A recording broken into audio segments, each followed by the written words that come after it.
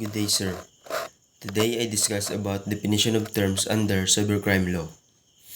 Cybercrime law. In this episode, we will explore the definition of key terms used in the cybercrime law, helping you gain a clearer understanding of the legal framework surrounding cybersecurity. First is cybercrime. Cybercrime refers to any unlawful act committed using digital technology or networks targeting computer systems, network, or data. It encompasses a range of criminal activities including hacking, identity theft, phishing, online fraud, and the distribution of malicious software. Second is under cyber attack. A cyber attack involves a deliberate attempt to compromise the integrity, confidentiality, or availability of computer systems or data.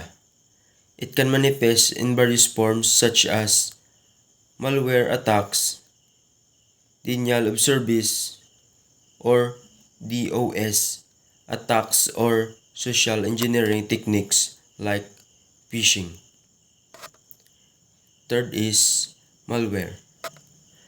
Malware, short of malicious software, refers to any software designed with malicious intent. It can include viruses, worms, trojans, ransomware, and spyware. Malware is often used by cybercriminals to gain unauthorized access, extract sensitive information, or disrupt computer systems. Fourth is phishing.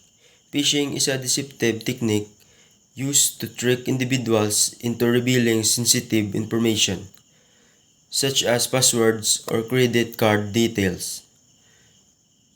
Cybercriminals usually masquerade as trustworthy entities like banks or online services through emails, message, or website, exploiting human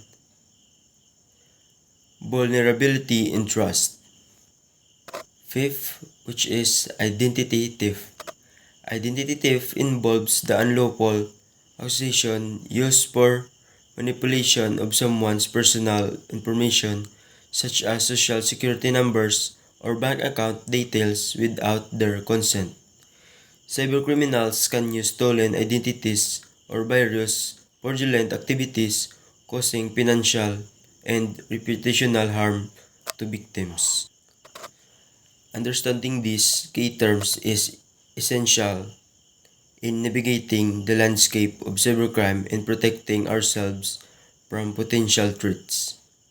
Remember to stay informed, practice good cybersecurity habits, and report any suspicious activities to the appropriate authorities. Together, we can build a safer and more secure digital world. That's all for today, sir. Thank you and God bless.